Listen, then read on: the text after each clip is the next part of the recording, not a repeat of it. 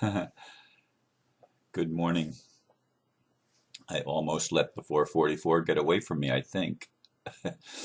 Um, I got to reading something on the other computer screen and wasn't paying attention. Anyway, today's title is Thank You for the Changes We Don't See Yet. And the blurb, I haven't used one of the Tut's messages in a good while, but what Mike Dooley said this morning is an appropriate place to begin. Mike wrote, two of the most powerful words in the English language for bringing about change, Ron, are thank you, especially when offered before the change even occurs and everything still looks pretty much like it did yesterday. You'll have to think of something to say afterwards on your own.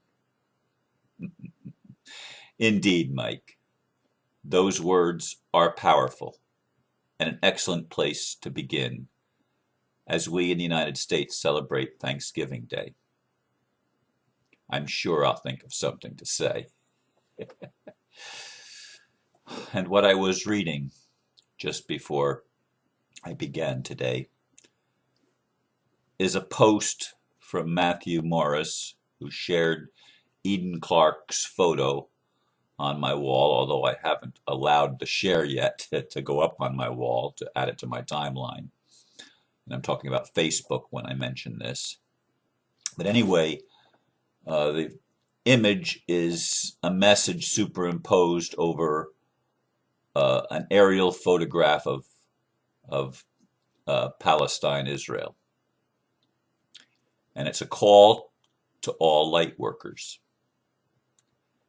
You are needed at this time.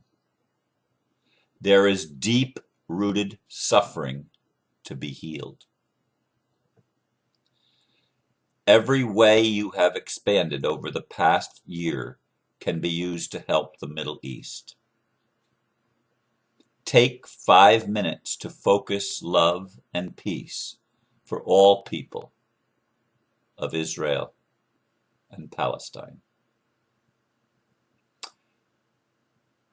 And I thought that was appropriate. Obviously, I'm sharing it, so I thought it was appropriate to share in today's message, because it brings into focus an area that was brought home last night as we videotaped 1 hour of our discussion on 2012 and what's happening in the world. And there were 9 of us present, and we'll share the video, I assume, at some point in the relative near future, the next few days. Steve has the video and he has to do any necessary editing, which is of course something that I don't do on my videos anymore. I did when I first started because I was too much of a perfectionist. Now whatever it is, and if I make a mistake and say the wrong word, which I do fairly often, I don't go back and put a little image over it and correct the mistake. I don't even watch the video till after it's already online. I used to watch it before I posted it so that I could do any editing or corrections that needed to be done. I don't do that anymore. But anyway, that video, 8 of the 9 of us that were there shared on video last night. And then we had a more challenging discussion after the video ended. And it had to do with perception. Everything does. Everything has to do with perception. One of the people who was there for the first time, there were actually 2 people that were there for the very first time to our group. And there were also 2 people who were born in Europe, one in Germany and one in Spain.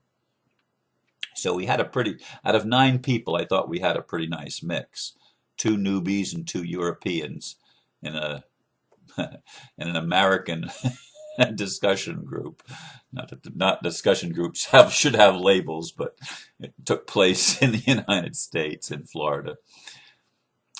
But anyway, the question of suffering. It was stated that God doesn't see suffering, because God is pure love, and pure love can't perceive anything less than loving. And it came from A Course in Miracles, but it's also Eastern religion, which I made the statement when there were just a few of us left at the end. We probably talked to almost 10 o'clock, a handful of us, or a few of us. I made the statement that there's two basic things that mess up our spirituality, and they are Western religion and Eastern religion. And Steve chuckled when I said that, as I just did. And in Western religion, we're taught that we're not good enough, that we're sinners, that we're defective. And this is driven home so that many of us battle all of our lives with the feeling of, I'm not good enough, I'll never get it right. And we beat ourselves mercilessly when we should be allowing ourselves mercifully to be human and accepting our imperfections as perfect. But we think perfect means no imperfections, nothing possibly wrong. And I then separate from myself. When I get into that mindset, I separate from myself, and I'm at war, but I don't see the war, because I only see that I'm trying to get it right. I'm trying to be good.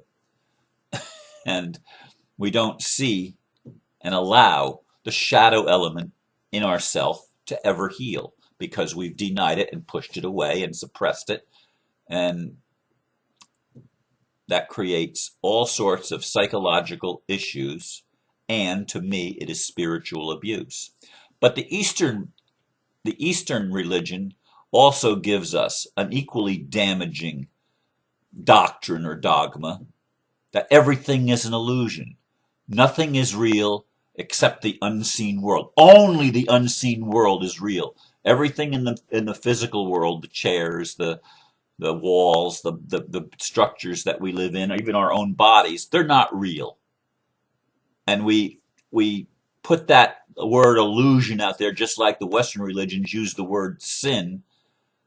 The Eastern religions use the word illusion to keep us separate from the experience of life.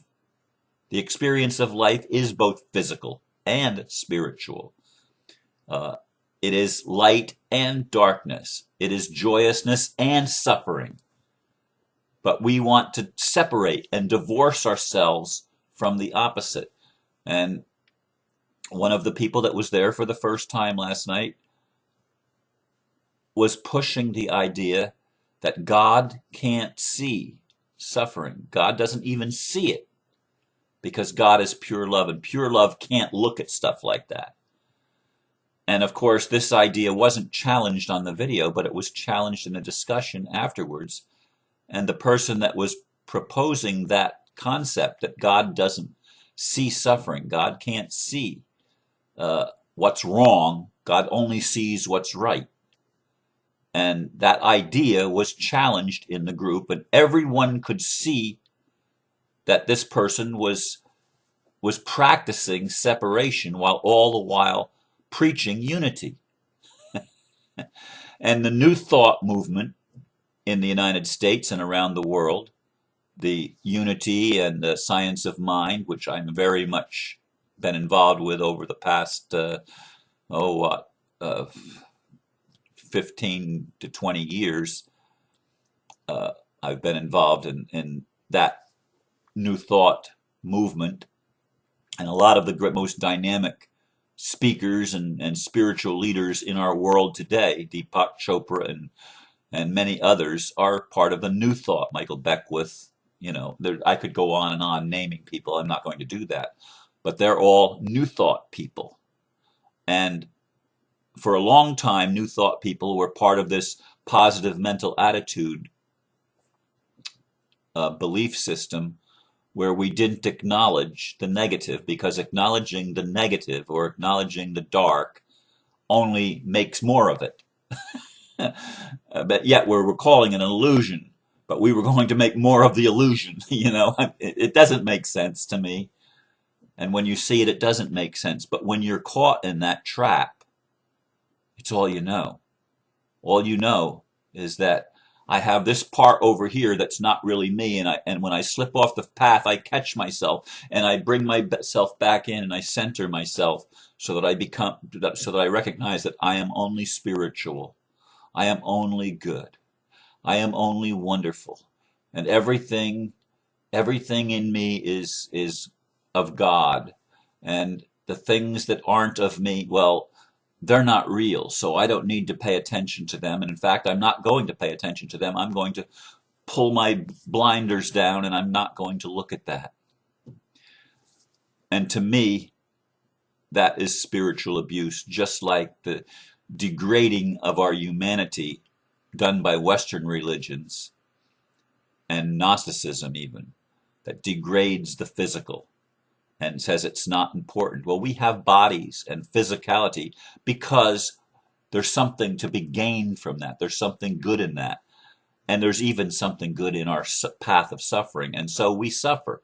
I mean, we watch as people that believe that everything is an illusion and try to live their lives in total denial of everything they don't like. We watch them suffer, but they don't admit they're suffering. But when you're standing on the outside looking at them, especially if you've gone through it yourself, you can see it. But the person that's in it can't see it. The person that's in the I'm a poor sinner and there's nothing good about me, they can't see the damage that this is doing. But this is what has been done to our spirituality and to our self-image and our consciousness in and by religion across the world. Whether we're doing it from the East or from the West, it makes no difference. Or, of course, the atheistic viewpoint, which rejects both of them, rightly so, seeing the insanity of it. But then they say, well, there is no God. And that's spiritual abuse too. Sure, there's a creator. It doesn't matter how the different labels, different definitions, but the one that I use, the only one that makes sense is God is all that is. So we look at things like Palestine and Israel in the modern day, and we realize that this is an ancient thing that's been brought back generation to generation for at least 3 millenniums, shall we say? At least, maybe more. 3,000 years plus. This stuff has been going on. And the conflict between East and West, light and dark, good and evil. It's been going on in our culture over and over again because we're brainwashed there. But today is Thanksgiving.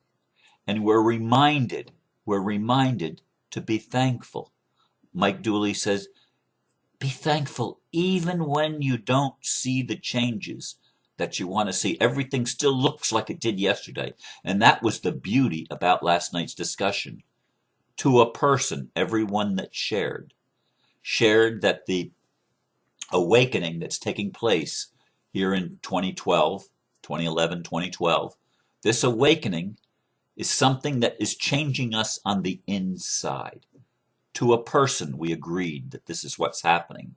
We didn't focus at all on the political changes, or very little anyway, on the political changes that need to take place, or on the financial changes that need to take place. And had we started focusing on them in the video, there might have been a little bit more lively discussion than what there was. The lively discussion took place after the video ended.